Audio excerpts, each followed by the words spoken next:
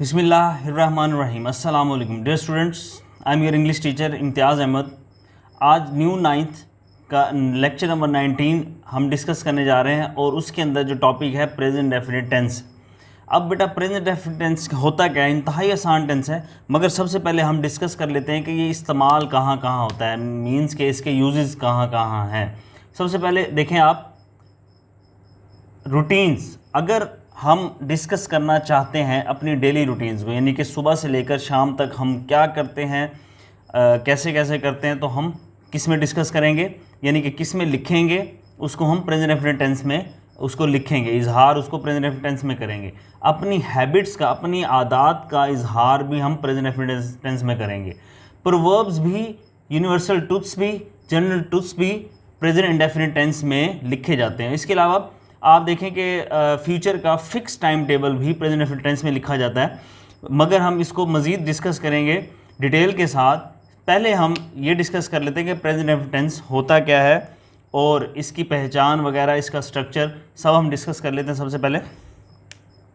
तो बेटा देखें, इस टेंस की पहचान, प्रेजेंट डेफिनिट टेंस की पहचान क्या होती है। प्रेजेंट डेफिनिट टेंस के उर्दू फ़िक्रे के आखिर में, यानी कि अगर आप, चूँकि हम GTM के थ्रू पढ़ रहे हैं, हमारे पेपर में भी, बोर्ड में भी ऐसे होता है कि एक सेंटेंस दिया हुआ होता है उर्दू में, उसको हम ट्रांसलेट करते हैं इंग्लिश में, या फिर इंग्लिश स्टेटमेंट को हम उर्दू में ट्रांसलेट करते हैं। तो ये GTM मेथड है, ग्रामर ट्रांसलेशन मेथड। तो हम इस ग्रामर ट्रांसलेशन मेथड की वजह से हमें उर्दू से इंग्लिश बनाना पड़ती है और इंग्लिश से उर्दू भी बनाना पड़ती है। तो हमें सीखना होगा कि इंग्लिश से उर्दू, उर्दू से इंग्लिश कैसे बनाई जाती है। तो इसके लिए जो तरीक़ाकार है वो ये है कि उर्दू फ़िक्रे के आखिर में ता है, ती है, ते है या ता हूँ, अगर किसी फ़िक्रे में आपको नज़र आ जाए, उस फ़िक्रे को ट्रांसलेट करते हुए प्रेजेंट डेफिनिट टेंस का इस्तेमाल करेंगे। जैसे असलम हॉकी खेलता है, अम्मी जान खाना पकाती हैं, मेरी बहन कपड़े धोती है। तो अब इसमें आप देखें, हमने प्रेजेंट डेफिनिट टेंस के थ्रू इसको ट्रांसलेट करना है। तो बेटा अब हम इसके स्ट्रक्चर्स को डिस्कस कर लेते हैं। अब बेसिक स्ट्रक्चर जो इंग्लिश में होता है वो सबसे पहले होता है सब्जेक्ट, फिर वर्ब, फिर ऑब्जेक्ट। अब इसमें वर्ब की कौन सी फॉर्म लगनी है, सही है, तो अब हम इसमें डिस्कस करेंगे। उसके अलावा हम स्ट्रक्चर्स को देख लेते हैं, फिर मज़ीद इसके ऊपर डिस्कशन करेंगे। स्ट्रक्चर सबसे पहले आप देखें कि स्ट्रक्चर्स होते कितने हैं। एक टेंस के अंदर हम कितने स्ट्रक्चर्स को स्टडी करते हैं। देखें बेटा, पॉजिटिव स्ट्रक्चर स्टडी करते हैं, नेगेटिव स्ट्रक्चर को स्टडी करते हैं, इंटरोगेटिव स्ट्रक्चर को स्टडी करते हैं, डबल इंटरोगेटिव स्ट्रक्चर को स्टडी करते हैं, या फिर इसके साथ साथ डब्ल्यू फैमिली इंटरोगेटिव स्ट्रक्चर्स को डिस्कस करते हैं। अब ये सारे स्ट्रक्चर्स वन बाय वन मैं आपसे डिस्कस कर लेता हूँ। सबसे पहला स्ट्रक्चर है बेटा positive structure.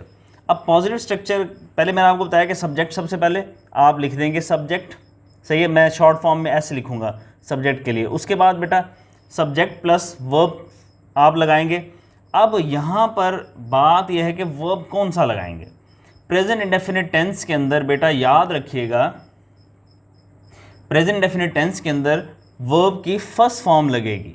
Present indefinite tense के अंदर वर्ब की बेटा फर्स्ट फॉर्म लगेगी, और इसके साथ साथ एस और ईएस का इजाफा भी होगा। अब मैं आपको, और आखिर में ऑब्जेक्ट, सबसे आखिर में ऑब्जेक्ट, मैं ऑब्जेक्ट के लिए ओ लिख रहा हूँ। तो सबसे पहले अब इसको डिस्कस करने के बाद मैं आपको बताता हूँ कि वर्ब की फर्स्ट फॉर्म के साथ एस और इसका इजाफा लगता कहाँ है और कहाँ नहीं लगता। अब देखें, दो ग्रुप बना लीजिए आप, एक ग्रुप 1 और ग्रुप 2। ग्रुप 1 में आप रख लीजिए ही, शी, इट और सिंगुलर्स को, ठीक है बेटा। अब ग्रुप 2 में रख लीजिए आई, वी, यू, दे और प्लूरल्स को, सही है। अब आपको मैं बता दूं कि जो सिंगुलर्स हैं, यानी कि ग्रुप 1, जो ग्रुप 1 के सब्जेक्ट्स हैं, ये सब्जेक्ट्स इस्तेमाल होते हैं। जब जो ग्रुप 1 के सब्जेक्ट्स हैं उसमें आप वर्ब की फर्स्ट फॉर्म के साथ एस और ईएस का इजाफा करेंगे, और जो बेटा ग्रुप 2 के सब्जेक्ट्स हैं उसमें वर्ब की फर्स्ट फॉर्म के साथ एस और ईएस का इजाफा नहीं करेंगे, ठीक है। अब उसके बाद ग्रुप 1 में जो सब्जेक्ट हैं ही, शी, इट और सिंगुलर, इसमें हम जब नेगेटिव बनाएंगे तो हम इस्तेमाल करेंगे डज का। और ये जो ग्रुप 2 है इसमें जब हम नेगेटिव बनाएंगे या इंटरोगेटिव बनाएंगे तो इसमें इस्तेमाल करेंगे डू का। अब ये जो की पॉइंट्स हैं इसको मैं कहता हूँ की पॉइंट्स। ये जो की पॉइंट्स हैं बेटा ये आप ज़रूर याद कीजिए ताकि आपकी मिस्टेक्स ना हो। अब हम डिस्कस कर लेते हैं कि वर्ब की फर्स्ट फॉर्म ऐसे इसके इजाफा मैंने बता दिया सारा कुछ। अब हम नेगेटिव स्ट्रक्चर को डिस्कस कर लेते हैं। नेगेटिव स्ट्रक्चर, अब नेगेटिव स्ट्रक्चर में क्या होता है बेटा, सब्जेक्ट, अभी मैंने बताया कि दो इसके हेल्पिंग वर्ब लगेंगे, डज या do plus not plus verb की फर्स्ट फॉर्म। अब एक चीज़ यहाँ नोट डाउन कर लीजिए कि जब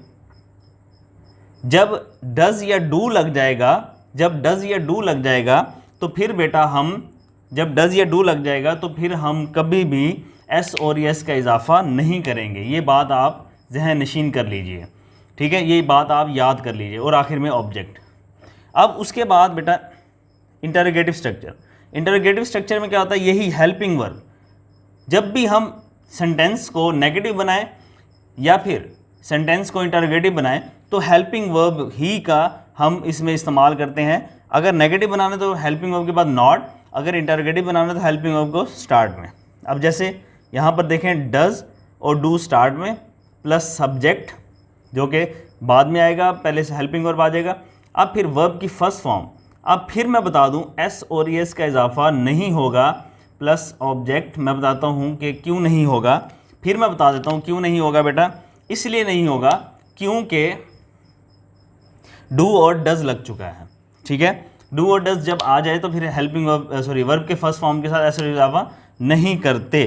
अब उसके बाद बेटा जो नेक्स्ट स्ट्रक्चर है वो हमारा है डबल इंटरोगेटिव। अब इसमें ऐसा होता है कि नेगेटिव भी आ जाता है और इंटरोगेटिव भी आ जाता है। अब इसमें क्या होगा, हेल्पिंग वर्ब इंटरोगेटिव शो करने के लिए हेल्पिंग वर्ब स्टार्ट में, उसके बाद सब्जेक्ट, उसके बाद फौरन नॉट, उसके बाद वर्ब की फर्स्ट फॉर्म एस और एस का इजाफा जो कि हमने नहीं करना, से और ऑब्जेक्ट और सवाल निशान। अब चूंकि नहीं करना इसलिए मैं लिख इसलिए देता हूँ ताकि आपको याद रहे, और जो नहीं लिखते टीचर्स वो इसलिए नहीं लिखते कि आप इसमें इसकी पजल में यानी कि इसकी परेशानी में पड़े ही ना। उसके बाद double interrogative, W family interrogative, डब्ल्यूज़ फैमिली में आपके why, when, where, which, how ये सारे आ जाते हैं। अब डब्ल्यू फैमिली इंटरोगेटिव में सबसे पहले हम क्या लगाएंगे, डब्ल्यू फैमिली वर्ड जो भी हो, डब्ल्यू फैमिली से शुरू होने वाला वर्ड, उसमें हाउ भी आ जाता है। उसके बाद फौरन डू या डज, डू, डज या डू हेल्पिंग वर्ब। उसके बाद सब्जेक्ट, अगर नेगेटिव भी है फिर नॉट इसके बाद, वरना वर्ब की first form plus object plus सवालिया निशान। तो ये बेटा इसके स्ट्रक्चर्स हैं। अब हम एक ही सेंटेंस को डिस्कस कर लेते हैं और वो सेंटेंस है अम्मी जान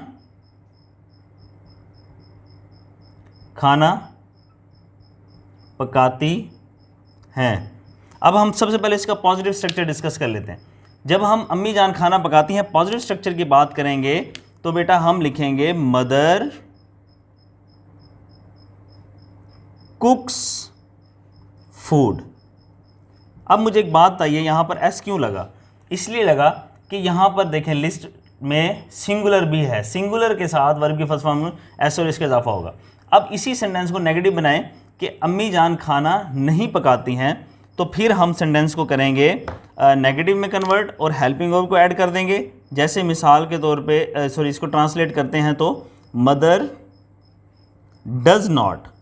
अब डज नॉट क्यों लगाया ये भी आपको पता चल गया कि इसमें डज आता है, डज नॉट कुक फूड। अब एक और चीज़ जो गलती कर देते हैं बच्चे, यहाँ पर एस लगा देते हैं जो कि नहीं लगाना, क्यों, क्योंकि डज का इस्तेमाल हो चुका है। अब उसके बाद इसी सेंटेंस को हम इंटरोगेटिव में ले जाते हैं, क्या अम्मी जान खाना पकाती हैं। जब बेटा क्या की बात होगी, क्या, तो फिर डू और डज स्टार्ट में आ जाएगा, तो डज यानी कि इसका हेल्पिंग वर्ब क्या है, डज, तो डज स्टार्ट में आ गया। डज मदर, मदर बाद में, सब्जेक्ट बाद में, डज मदर कुक फूड, सवालिया निशान। अब इसी सेंटेंस को हम डब्ल्यू फैमिली में भी करके देख लेते हैं। अम्मी जान खाना क्यों पकाती हैं, जब क्यों का वर्ड आया, जो डब्ल्यू फैमिली वर्ड है, क्यों का वर्ड आया तो वाई, तो बेटा वाई आएगा, यानी कि डज से पहले वाई आ जाएगा। डज से पहले क्या आ जाएगा, वाई, तो वाई डज, फिर ये डी स्मॉल हो जाएगा, why does mother cook food, सवाल निशान। और अगर अम्मी जान खाना क्यों नहीं पकाती हैं तो why does mother not cook food. तो बेटा ये प्रेजेंट इंडेफिनिट के सबसे पहले हमने यूजेस पढ़े कि यूजेस कहाँ कहाँ, यानी कि यूज़ कहाँ कहाँ होता है ये टेंस। फिर उसके बाद हमने स्ट्रक्चर्स पढ़े, स्ट्रक्चर्स में हमने डिस्कस कर लिया ग्रुप 1 में क्या इस्तेमाल होता है, ग्रुप 2 में ये की पॉइंट्स हैं। उसके बाद हमने एक एग्जांपल ली, स्ट्रक्चर सारे डिस्कस करने के बाद एक सेंटेंस की एग्जांपल ली और इस सेंटेंस को हमने कन्वर्ट किया इंग्लिश में। और मैं ये भी डिस्कस कर चुका हूँ कि इंग्लिश में कन्वर्ट करते हुए हम किस तरह से रूल्स को फॉलो करते हैं, सेंटेंस स्ट्रक्चर्स को फॉलो करते हैं। तो बेटा प्रेजेंट इंडेफिनिट टेंस आपका कंप्लीट हुआ। आप इसकी प्रैक्टिस कीजिएगा ग्रामर बुक से। इंशाअल्लाह नेक्स्ट टेंस के साथ या नेक्स्ट लेक्चर में आपसे मुलाकात होगी। तब तक अल्लाह हाफिज़।